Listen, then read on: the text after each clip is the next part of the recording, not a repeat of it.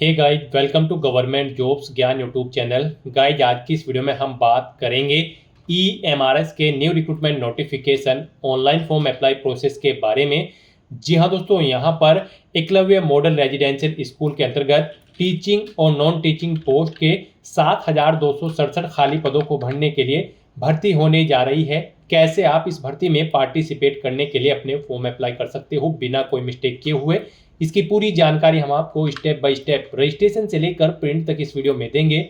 बस आपको इस वीडियो को स्किप के बिना शुरू से लेकर एंड तक देखना है। उसके बाद वीडियो पसंद आए तो इसे लाइक और शेयर कर दें। चैनल पर नए हो तो इसे सब्सक्राइब कर लें। साथ ही साथ आपको फॉर्म अप्लाई करते हुए जो जो भी प्रॉब्लम फेस हो रही है उन सभी का हल आपको इस वीडियो में मिल जाएगा। कैसे यहाँ पर आपको अपनी क्वालिफिकेशन की डिटेल देनी है, डॉक्यूमेंट अपलोड करने हैं, फोटो सिग्नेचर अपलोड करने हैं, कौन सा डॉक्यूमेंट आपको कितने केबी में अपलोड करना है, पूरी जानकारी आपको इस वीडियो में दी जाएगी। बस आपको एंड तक हमारे साथ इस वीडियो में बने रहना है। तो बिना कोई वक्त गंवाए चलिए शुरू करते हैं। आपको इस वीडियो के डिस्क्रिप्शन बॉक्स में हमारी वेबसाइट IND-sarkari-naukri.in के इस पेज का लिंक मिल जाएगा। यहाँ पर आपको इस भर्ती के रिगार्डिंग सभी डिटेल्स प्रोवाइड कर दी गई है। National education society for tribal student NESTS और Eklavya model residential school EMRS यहाँ पर टीचिंग और नॉन टीचिंग पोस्ट के लिए भर्ती करने जा रहे हैं। टीचिंग पोस्ट में पोस्ट है प्रिंसिपल, PGT यानी कि पोस्ट ग्रेजुएट टीचर और TGT यानी कि ट्रेन ग्रेजुएट टीचर। और नॉन टीचिंग पोस्ट में यहाँ पर पोस्ट है hostel warden, female staff nurse, accountant, clerk और लैब अटेंडेंट। इन सभी पोस्ट के लिए यहाँ पर 7,267 वैकेंसीज है। बड़ा मौका है, आप जल्द से जल्द अपने फॉर्म अप्लाई कर लें। दोस्तों, इस वीडियो में आगे बढ़े उससे पहले आज हम बात करने वाले हैं Eklavya model residential school EMRS hostel warden, PGT और TGT भर्ती परीक्षा की बेस्ट बुक के बारे में, जो कि यहाँ पर अग्रवाल एग्जाम कार्ड की है। हॉस्टल वार्डन की बुक में यहाँ पर आपको 1800 से ज्यादा महत्वपूर्ण अभ्यास प्रश्न आपको प्रोवाइड कराए जा रहे हैं। साथ ही साथ आपको 3 शॉर्ट पेपर्स यहाँ पर प्रोवाइड कराए जा रहे हैं। और PGT और TGT बुक में आपको यहाँ पर NCERT के पाठ्यक्रमानुसार EMRS के न्यूनतम पाठ्यक्रम के अनुसार आपको विगत वर्षों के प्रश्न पत्र यहाँ पर प्रोवाइड कराए जा रहे हैं। यहाँ पर ये एकमात्र पुस्तक है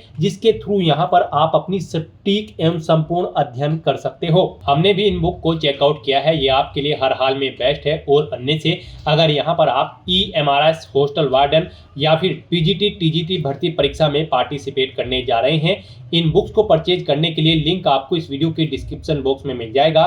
तो करें अपनी EMRS हॉस्टल वार्डन, PGT और TGT भर्ती परीक्षाओं की तैयारी को पक्का अग्रवाल एग्जाम कार्ड की इन बुक्स के साथ। तो जैसा कि हम बात कर रहे थे EMRS की इस भर्ती के बारे में, यहाँ पर आप 19 सितंबर 2025 से 23 अक्टूबर 2025 के बीच में इस भर्ती के लिए अप्लाई कर सकते हो। आकर्षक सैलरी पैकेज सभी पोस्ट के लिए यहाँ पर आपको प्रोवाइड कराया जा रहा है। पोस्ट वाइज यहाँ से आप क्वालिफिकेशन चेकआउट कर सकते हो कि किस पोस्ट पर अप्लाई करने के लिए क्या आपका एलिजिबिलिटी क्राइटेरिया होना चाहिए। जैसे कि प्रिंसिपल की पोस्ट पर अप्लाई करने के लिए आपके पास मास्टर डिग्री होनी चाहिए किसी भी रिलेवेंट सब्जेक्ट के अंतर्गत 50% मार्क्स के साथ ही साथ आपका BEd एग्जाम पास आउट होना जरूरी है और आपको एक्सपीरियंस भी रिक्वायर्ड है। और PGT टीचर की पोस्ट पर अप्लाई करने के लिए आपके पास मास्टर डिग्री होनी चाहिए रिलेटेड सब्जेक्ट में 50% मार्क्स के साथ ही साथ आपके पास BEd डिग्री होनी चाहिए। और यहाँ पर BEd आपकी कंप्यूटर साइंस सब्जेक्ट में नहीं होनी चाहिए। TGT के लिए भी आपके पास बैचलर डिग्री होनी रिक्वायर्ड है 50% मार्क्स के साथ, या फिर मास्टर डिग्री होनी चाहिए रिलेटेड सब्जेक्ट में। BEd एग्जाम आपका पास आउट होना जरूरी है। CTT पेपर सेकंड आपका पास आउट होना जरूरी है। तो यहाँ से आप पोस्ट वाइज क्वालिफिकेशन चेकआउट कर सकते हो। जिस पोस्ट पर आप अप्लाई करने जा रहे हो उसकी क्वालिफिकेशन आप हमारी वेबसाइट के पेज से चेकआउट कर सकते हो और फिर आप अप्लाई कर सकते हो। आयु सीमा की डिटेल भी यहाँ पर आपको दे दी गई है। किस पोस्ट पर अप्लाई करने के लिए क्या आपकी आयु सीमा रखी गई है, आप यहाँ से चेकआउट करें। फीस की अगर बात करें तो प्रिंसिपल की पोस्ट पर जनरल OBC EWS कैंडिडेट के लिए 2500 रुपये फीस है। जनरल OBC EWS कैंडिडेट अगर TGT या फिर PGT पोस्ट के लिए अप्लाई करते हैं तो 2000 रुपये फीस है। General OBC EWS non teaching staff के लिए अगर आप अप्लाई करते हैं, यानी कि नॉन टीचिंग पोस्ट के लिए अगर आप अप्लाई करते हो तो 1500 रुपये आपको फीस देनी होगी। सभी female SC ST PWD candidate के लिए यहाँ पर सभी पोस्ट पर अप्लाई करने के लिए 500 रुपये फीस है। फीस का अमाउंट आप ऑनलाइन मोड से जमा करा सकते हो। सिलेक्शन यहाँ पर आपका EMRS staff selection exam, skill test, practical test, interview, document verification और मेडिकल एग्जामिनेशन के आधार पर होगा। आप ऑल इंडिया से ऑनलाइन मोड में अप्लाई कर सकते हो। उसके लिए आपको इस पेज को नीचे स्क्रॉल डाउन करते हुए इंपॉर्टेंट लिंक सेक्शन में आना है। ऑफिशियल नोटिफिकेशन PDF लिंक पर क्लिक करके इस भर्ती के नोटिफिकेशन को ओपन कर लेना है और इसमें से आपको पूरी डिटेल रीड कर लेनी है। यहाँ पर आपको सभी डिटेल्स प्रोवाइड कर दी गई है, जैसे कि क्या पोस्ट का नाम है, कितनी उसके लिए नंबर ऑफ वैकेंसीज है, किस पोस्ट पर अप्लाई करने के लिए क्या आपका एलिजिबिलिटी क्राइटेरिया होना चाहिए, कैसे आप अप्लाई कर सकते हो, कब से कब तक आप अप्लाई कर सकते हो, पूरी जानकारी यहाँ पर आपको प्रोवाइड कर दी गई है। आप सभी डिटेल्स यहाँ से रीड आउट करें और उसके बाद अपने फॉर्म अप्लाई कर लें। फॉर्म अप्लाई करने के लिए भी आपको हमारी वेबसाइट के इसी पेज पर ही अप्लाई ऑनलाइन का लिंक दिया गया है। जैसे ही आप इस लिंक पर क्लिक करेंगे आपके सामने यहाँ पर NESTS का ये पोर्टल ओपन होगा। गाइड यहाँ पर इस पोर्टल के थ्रू आप अपने फॉर्म अप्लाई कर सकते हो। यहाँ पर अगर आपने पहले से रजिस्ट्रेशन कर रखा है तो गाइड आपको लॉगिन की स्टेप पर क्लिक करना है और लॉगिन करते हुए अपना फॉर्म अप्लाई करना है। लॉगिन की स्टेप पर जैसे ही आप क्लिक करेंगे आपके सामने कुछ इस तरह से इंटरफेस तो होगा। यहाँ पर आपको अपना रजिस्ट्रेशन नंबर एंटर करना है, अपना पासवर्ड आपको एंटर करना है, ये कैप्चा कोड आपको यहाँ पर एंटर करना है और लॉगिन की टैब पर क्लिक करते हुए आपको अपने डैशबोर्ड में लॉगिन करके अपना फॉर्म अप्लाई कर लेना है। और गाइड अगर आप इस भर्ती के लिए फर्स्ट टाइम अप्लाई करने जा रहे हो तो सबसे पहले यहाँ पर आपको अपना रजिस्ट्रेशन करना होगा। उसके लिए आपको यहाँ पर न्यू रजिस्ट्रेशन की टैब दी गई है, आप इस पर क्लिक करें। उसके बाद आपके सामने यहाँ पर कुछ जनरल इंस्ट्रक्शंस ओपन होंगे इस भर्ती के रिगार्डिंग। आप इन सभी को केयरफुली रीड आउट कर लें, पेज को नीचे स्क्रॉल डाउन करें, इस चेकबॉक्स को ओके करें और उसके बाद फिर आप क्लिक हियर टू प्रोसीड की स्टेप पर क्लिक कर दें।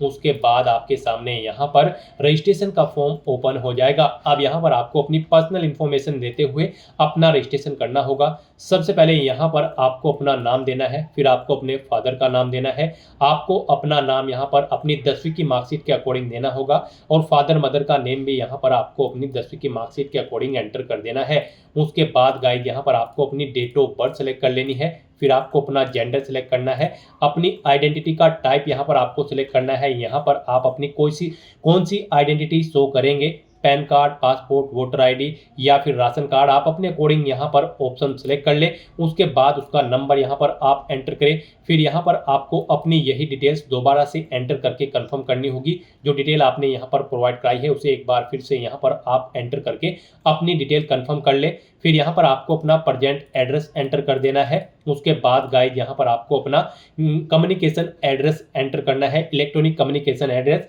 इसमें यहाँ पर आपको अपनी ईमेल आईडी एंटर करनी है। फिर यहाँ पर आपको अपनी ईमेल आईडी एक बार फिर से एंटर करके उसे कंफर्म कर लेना है। अपना मोबाइल नंबर आपको एंटर करना है, मोबाइल नंबर एक बार फिर से एंटर करके उसे कंफर्म कर लेना है।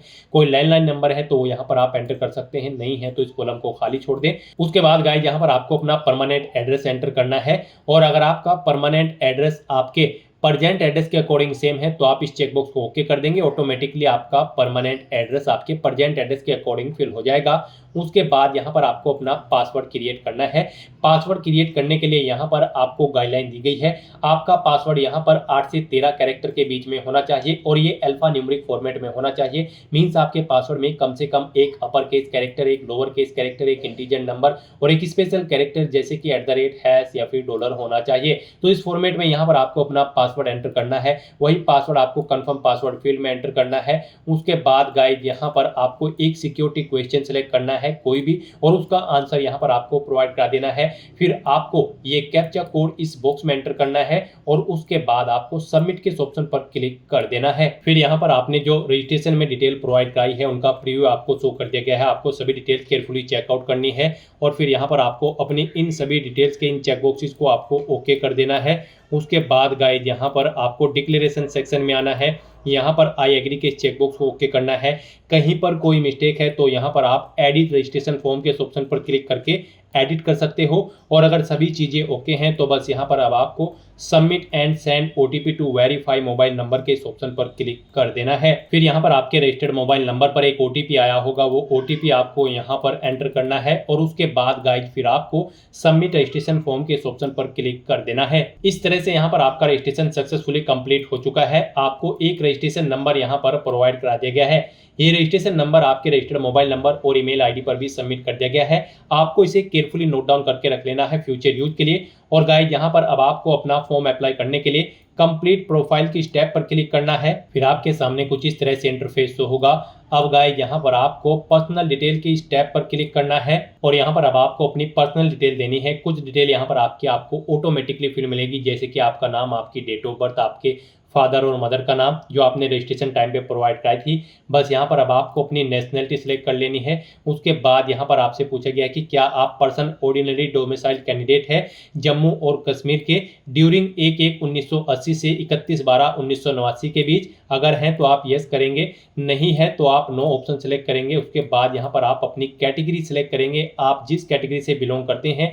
फिर यहाँ पर आप अपनी कैटेगरी एक बार फिर से सिलेक्ट करके उसे कंफर्म कर लेंगे। उसके बाद आपसे पूछा गया कि क्या आप बेंचमार्क डिसेबिलिटी कैंडिडेट हैं, यानी कि पीडब्ल्यूबीडी कैंडिडेट हैं।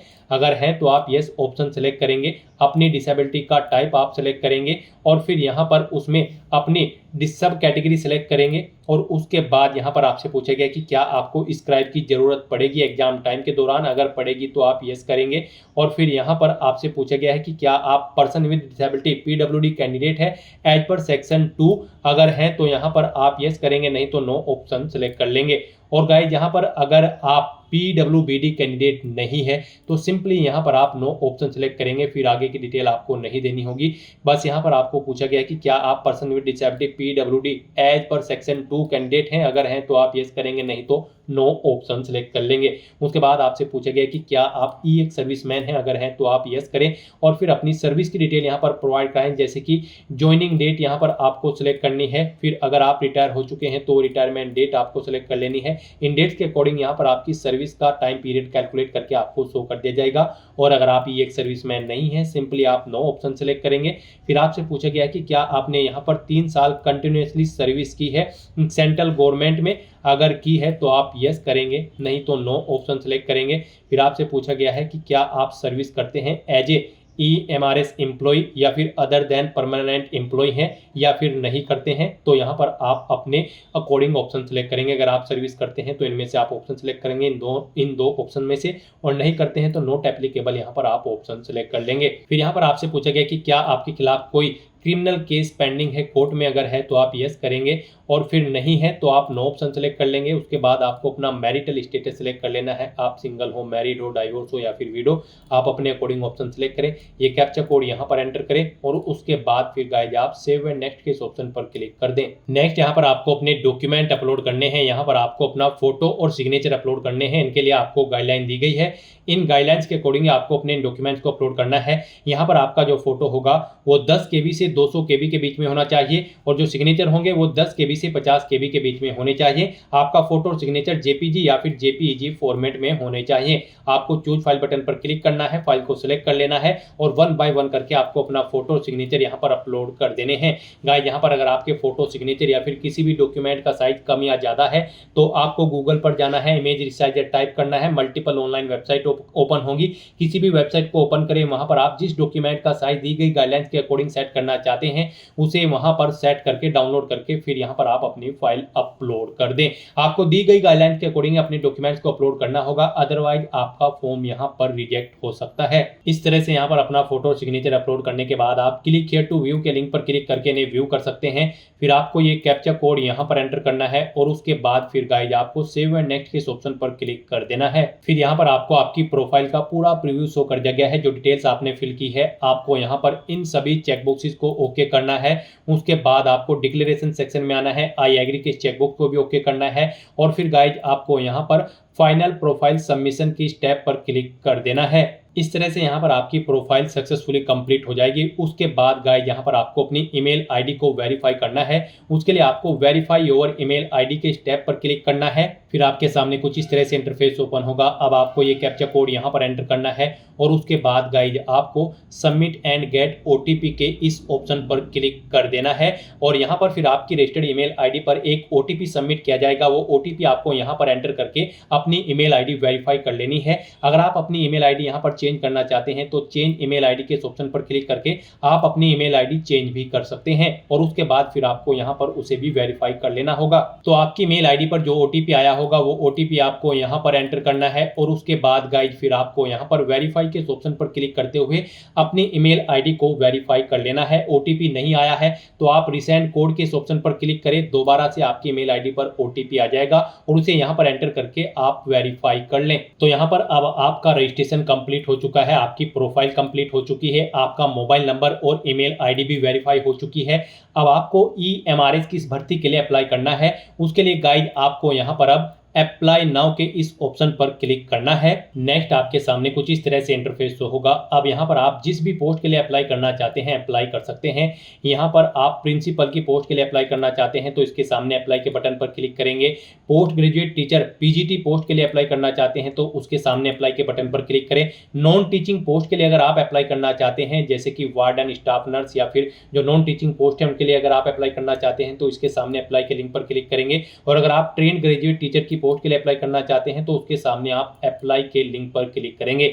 यहाँ पर आप किसी भी पोस्ट के लिए अपनी चॉइस के अकॉर्डिंग अप्लाई कर सकते हैं। तो आप जिस भी पोस्ट के लिए अप्लाई करना चाहते हैं उसके सामने अप्लाई के ऑप्शन पर क्लिक करें। फिर आपके सामने कुछ इस तरह से इंटरफेस ओपन होगा। अब गाइस यहाँ पर आपको कंप्लीट एप्लीकेशन फॉर्म के ऑप्शन पर क्लिक करना है। फिर यहाँ पर आप जिस भी पोस्ट के लिए अप्लाई कर रहे हैं उसके लिए आपको बता दिया गया है। आपको पहले यहाँ पर अप्लाई फॉर ऑप्शन पर क्लिक करना है। फिर आपको अपनी क्वालिफिकेशन की डिटेल देनी है, फिर सीटीईटी डिटेल देनी है अगर यहाँ पर आप टीजीटी पोस्ट के लिए अप्लाई कर रहे हैं, और फिर आपको अपना फॉर्म सबमिट कर देना होगा।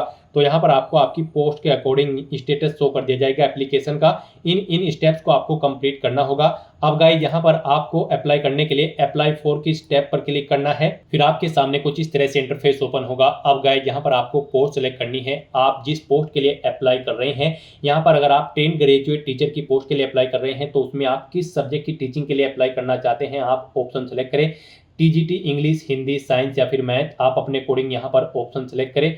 उसके बाद गाइड यहाँ पर आपको पूछा गया है कि जो पोस्ट आपने ये सिलेक्ट की है इसकी इसेंशियल क्वालिफिकेशन आपके पास है, उसकी इसेंशियल क्वालिफिकेशन यहाँ पर आपको शो कर दी जाएगी। तो आपको इसे सिलेक्ट कर लेना है। फिर यहाँ पर आपसे पूछा गया है कि आपको किस लैंग्वेज में यहाँ पर एक्सपर्टाइज है, वो लैंग्वेज आप सिलेक्ट करें। फिर यहाँ पर आपसे पूछा गया है कि क्या आपको वर्किंग एक्सपीरियंस है किसी रेजिडेंशियल स्कूल में, अगर है तो यस करें, नहीं तो नो ऑप्शन सिलेक्ट करें। फिर यहाँ पर आपसे पूछा गया है कि क्या आपको प्रोफिशिएंसी है यहाँ पर टीचिंग में हिंदी और इंग्लिश या फिर किसी रीजनल लैंग्वेज की, अगर है तो आप यस करेंगे, नहीं तो नो ऑप्शन सिलेक्ट करेंगे। उसके बाद आपसे पूछा गया है कि क्या यहाँ पर आपको कंप्यूटर की वर्किंग नॉलेज है, अगर है तो यस करेंगे, नहीं तो नो ऑप्शन सिलेक्ट करेंगे। उसके बाद गाइड यहाँ पर आपको ये कैप्चा कोड इस बॉक्स में एंटर करना है और फिर सेव एंड नेक्स्ट के ऑप्शन पर क्लिक कर देना है। नेक्स्ट यहाँ पर आपको अपनी क्वालिफिकेशन की डिटेल प्रोवाइड करनी है। आपको हमारी वेबसाइट के इसी पेज पर ही पोस्ट वाइज क्वालिफिकेशन की डिटेल दी गई है। यहाँ से आप चेकआउट कर सकते हो किस पोस्ट पर अप्लाई करने के लिए क्या आपकी क्वालिफिकेशन होनी चाहिए। जैसे कि हम यहाँ पर आपको टीजीटी टीचर की पोस्ट के लिए अप्लाई करके दिखा रहे हैं। इस पोस्ट पर अप्लाई करने के लिए आपके पास ग्रेजुएट डिग्री होनी चाहिए रिलेटेड सब्जेक्ट के अंतर्गत, यानी कि जिस सब्जेक्ट की टीचिंग आप कराना चाहते हैं उसमें आपके पास बैचलर डिग्री होनी चाहिए, ग्रेजुएट डिग्री होनी चाहिए 50% मार्क्स के साथ, या फिर आपके पास मास्टर डिग्री होनी चाहिए रिलेटेड सब्जेक्ट में, प्लस यहाँ पर आपका बीएड एग्जाम पास आउट होना जरूरी है और आपका CTET paper second exam pass out होना जरूरी है। और यहाँ पर अगर आप पीजीटी टीचर की पोस्ट के लिए अप्लाई कर रहे हैं तो फिर आपके पास मास्टर डिग्री होनी चाहिए रिलेटेड सब्जेक्ट में 50% मार्क्स के साथ ही साथ आपका बीएड डिग्री पास आउट होना जरूरी है। बीएड यहाँ पर आपकी कंप्यूटर साइंस सब्जेक्ट में नहीं होनी चाहिए। और अगर आप स्टाफ नर्स की पोस्ट के लिए अप्लाई कर रहे हैं, नॉन टीचिंग पोस्ट के लिए अप्लाई कर रहे हैं, तो फिर यहाँ पर आप इन पोस्ट की भी क्वालिफिकेशन चेकआउट कर सकते हो और इनके अकॉर्डिंग यहाँ पर आपको अपनी क्वालिफिकेशन की डिटेल देनी है। तो यहाँ पर अब आपको अपनी क्वालिफाइंग एग्जाम क्वालिफिकेशन की डिटेल देनी है। यहाँ पर आपको ऑप्शन सेलेक्ट करना है, पहले पास आउट, फिर आपने किस ईयर में पास आउट किया है, अपनी जो रिक्वायर्ड क्वालिफिकेशन है उसे आप यहाँ पर वो ईयर सेलेक्ट करें। फिर यहाँ पर आपको यूनिवर्सिटी या बोर्ड का नाम देना है जिससे आपने अपनी क्वालिफिकेशन पास आउट की है। फिर यहाँ पर आपको कोर्स या स्ट्रीम का नाम सेलेक्ट करना है। आपके पास यहाँ पर बैचलर डिग्री किस स्ट्रीम में है आप अपने अकॉर्डिंग यहाँ पर ऑप्शन सेलेक्ट करें। आपके पास बैचलर डिग्री है या फिर आपके पास 4 साल की इंटीग्रेटेड ग्रेजुएशन डिग्री है या फिर आपने पोस्ट ग्रेजुएशन कर रखी है, आप अपने अकॉर्डिंग यहाँ पर ऑप्शन सेलेक्ट करें जो भी आपने पास आउट कर रखी है डिग्री जिस स्ट्रीम में। उसके बाद यहाँ पर आपको अपना रिजल्ट का मोड सेलेक्ट करना है। परसेंटेज में अगर आपका रिजल्ट था तो फिर यहाँ पर आपको बताना है टोटल कितने मार्क्स थे, फिर इनमें से आपने कितने मार्क्स ऑब्टेन किए हैं वो आपको देने हैं। इनके अकॉर्डिंग आपकी परसेंटेज कैलकुलेट करके यहाँ पर आपको शो कर दी जाएगी। फिर यहाँ पर आपको अपना सब्जेक्ट एंटर कर देने हैं ग्रेजुएशन के, अगर आपने ग्रेजुएशन की है, पोस्ट ग्रेजुएशन कर रखी है तो उसके सब्जेक्ट यहाँ पर आपको एंटर कर देने हैं। इस तरह से यहाँ पर आपको अपनी क्वालिफिकेशन की डिटेल देनी है। फिर यहाँ पर आपको अपनी बीएड या फिर इंटीग्रेटेड क्वालिफिकेशन की डिटेल देनी है। इसमें भी आपको ऑप्शन सेलेक्ट करना है, पास आउट या फिर नॉट एप्लीकेबल। उसके बाद यहाँ पर आपको पासिंग ईयर देना है, किस ईयर में आपने पास आउट किया है। बोर्ड या यूनिवर्सिटी का नाम आपको सिलेक्ट करना है जिससे आपने पास आउट की है अपनी बीएड। यहाँ पर कोर्स या स्ट्रीम का नाम सेलेक्ट करना है जिसमें आपने अपनी यहाँ पर बीएड कंप्लीट की है, आप ऑप्शन सेलेक्ट करें। 3 साल की इंटीग्रेटेड डिग्री थी या फिर bachelor degree in education BEd में आपने की है, आप अपने अकॉर्डिंग ऑप्शन सेलेक्ट करें। रिजल्ट का मोड सेलेक्ट करें, परसेंटेज, फिर यहाँ पर आप अपने मार्क्स की डिटेल प्रोवाइड कराएं। यहाँ पर आपको टोटल मार्क्स देने हैं, इनमें से कितने आपने ऑब्टेन किए हैं वो देने हैं, इनके अकॉर्डिंग आपकी परसेंटेज कैलकुलेट करके यहाँ पर आपको शो कर दी जाएगी। फिर आपके पास कौन कौन से सब्जेक्ट थे बीएड में वो यहाँ पर आपको एंटर कर देने हैं। उसके बाद गाइस आपको ये कैप्चा कोड यहाँ पर एंटर करना है और फिर सेव एंड नेक्स्ट के इस ऑप्शन पर क्लिक कर देना है। फिर यहाँ पर आपको अपने सीटीईटी एग्जाम की डिटेल प्रोवाइड करनी है। अगर आप ट्रेन ग्रेजुएट टीचर की पोस्ट के लिए अप्लाई कर रहे हैं तो आपका सीटीईटी एग्जाम भी पास आउट होना जरूरी है। तो यहाँ पर आपको अपनी सीटीईटी एग्जाम की डिटेल देनी होगी। आपसे पूछा गया है कि क्या आपने सीटीईटी क्वालिफाई कर ली है, तो यहाँ पर आप यस ऑप्शन सेलेक्ट करेंगे। सीटीईटी क्वालिफाइंग ईयर यहाँ पर आप सिलेक्ट करेंगे, कब आपने पास आउट की है वो ईयर आप सिलेक्ट करें। अपना रोल नंबर यहाँ पर एंटर करें सीटीईटी का, फिर सीटीईटी का पेपर सेकंड ऑप्शन सेलेक्ट करें। उसके बाद गाइस यहाँ पर आपको ये कैप्चा कोड इस बॉक्स में एंटर करना है और फिर सेव एंड नेक्स्ट के इस ऑप्शन पर क्लिक कर देना है। नेक्स्ट यहाँ पर आपको आपके एप्लीकेशन फॉर्म का पूरा प्रीव्यू शो कर दिया गया है। आपको सभी डिटेल्स केयरफुली चेकआउट करनी है, पेज को नीचे स्क्रॉल डाउन करना है। यहाँ पर आपको अप्लाई फॉर और एजुकेशनल डिटेल के इन चेकबॉक्सेस को ओके करना है। डिक्लेरेशन सेक्शन में इन गाइडलाइंस को रीड करना है। आई एग्री के इस चेकबॉक्स को ओके करना है और उसके बाद गाइड फिर आपको फाइनल सबमिशन ऑफ एप्लीकेशन की स्टेप पर क्लिक कर देना है। इस तरह से यहाँ पर आपका एप्लीकेशन फॉर्म सबमिट हो जाएगा। आपका फॉर्म सक्सेसफुली सबमिट हो चुका है, लेकिन इसे कंसिडर आपके फीस पेमेंट के बाद ही किया जाएगा। तो यहाँ पर अब आपको आपकी कैटेगरी के अकॉर्डिंग एप्लीकेशन फीस का अमाउंट शो कर दिया जाएगा। तो गाइस यहाँ पर अब आपको अपना फीस पेमेंट करने के लिए पे एग्जामिनेशन फीस की स्टेप पर क्लिक करना है। उसके बाद यहाँ पर आपको पेमेंट मोड सेलेक्ट करना है, ऑनलाइन पेमेंट, और फिर आपको यहाँ पर प्रोसीड फॉर पेमेंट की स्टेप पर क्लिक कर देना है। नेक्स्ट आपके सामने कुछ इस तरह से इंटरफेस ओपन होगा। अब यहाँ पर आपको ये ऑप्शन सेलेक्ट करना है, any debit card, credit card या फिर नेट बैंकिंग, आपको इस ऑप्शन को सिलेक्ट करना है और उसके बाद फिर आपको प्रोसीड फॉर पेमेंट के इस ऑप्शन पर क्लिक कर देना है। नेक्स्ट आपके सामने फीस पेमेंट का इंटरफेस ओपन हो जाएगा। यहाँ पर आप debit card, credit card, net banking, UPI, Bhim UPI app या फिर क्यूआर कोड के थ्रू अपना फीस पेमेंट कर सकते हो। यहाँ पर आपके लिए सबसे बेस्ट और इजी ऑप्शन यूपीआई का रहेगा, तो आप यूपीआई के इस ऑप्शन पर क्लिक करें। आपके सामने कुछ इस तरह से इंटरफेस शो होगा। यहाँ पर आपको आपकी कैटेगरी के अकॉर्डिंग और पोस्ट के अकॉर्डिंग एप्लीकेशन फीस का अमाउंट शो कर दिया जाएगा। स्टार्टिंग में ही हमने आपको बता दिया था कि इस पोस्ट पर अप्लाई करने के लिए क्या आपकी फीस रिक्वायर्ड है। आप हमारी वेबसाइट के पेज से जाकर चेकआउट कर सकते हो। तो आपको आपकी कैटेगरी और पोस्ट के अकॉर्डिंग यहाँ पर एप्लीकेशन फीस का अमाउंट देखने को मिल जाएगा। अब आपको अपना ये फीस पेमेंट करना है। यूपीआई यहाँ पर आपके लिए बेस्ट ऑप्शन रहेगा। यूपीआई में भी आपके लिए 2 ऑप्शन है। आप अपनी यूपीआई आईडी एंटर करके मेक पेमेंट के ऑप्शन पर क्लिक करके अपना फीस पेमेंट कर दें, या फिर आप शो कोड के इस ऑप्शन पर क्लिक करें। ये क्यूआर कोड आपको शो होगा, आप इसे अपने यूपीआई से स्कैन करें और अपना फीस पेमेंट कर दें। सक्सेसफुली फीस पेमेंट करने के बाद यहाँ पर आपके एप्लीकेशन फॉर्म की सभी टास्क कंप्लीट हो जाएगी। उसके बाद आपको अपने एप्लीकेशन फॉर्म का एक हार्ड कॉपी प्रिंट आउट ले लेना है, फ्यूचर यूज के लिए, फ्यूचर रेफरेंस के लिए, और फिर आप अपने डैशबोर्ड में जाकर अपने एप्लीकेशन फॉर्म का स्टेटस भी चेकआउट कर सकते हो कि वो सक्सेसफुली सबमिट हो चुका है। गाइस यहाँ पर हमने आपको टीजीटी पोस्ट के लिए अप्लाई करके दिखाया है, बाकी सब पोस्ट के लिए भी सेम ऐसे ही अप्लाई होगा, बस आपकी क्वालिफिकेशन आपको पोस्ट के अकॉर्डिंग देनी होगी। गाइस यहाँ पर आप मल्टीपल पोस्ट के लिए अप्लाई कर सकते हैं। यहाँ पर आप अगर एक पोस्ट के लिए अप्लाई कर चुके हैं, फिर आप दोबारा दूसरी पोस्ट के लिए भी अप्लाई कर सकते हैं। आप अपने डैशबोर्ड में लॉगिन करें और फिर आप टीचिंग या नॉन टीचिंग जिस पोस्ट के लिए अप्लाई करना चाहते हैं, दोबारा से अप्लाई के ऑप्शन पर क्लिक करके आप अप्लाई कर सकते हैं। मीन्स यहाँ पर आप एक से ज़्यादा पोस्ट के लिए अप्लाई कर सकते हैं। तो दोस्तों ऐसे आप EMRS टीचिंग और नॉन टीचिंग पोस्ट की इस भर्ती के लिए अपने फॉर्म अप्लाई कर सकते हो बिना कोई मिस्टेक किए हुए। आज की इस वीडियो में बस इतना ही। आई होप ये वीडियो आपको पसंद आई होगी। अगर पसंद आई हो तो इसे लाइक और शेयर करें। चैनल पर नए हो तो इसे सब्सक्राइब कर लें। Thanks for watching.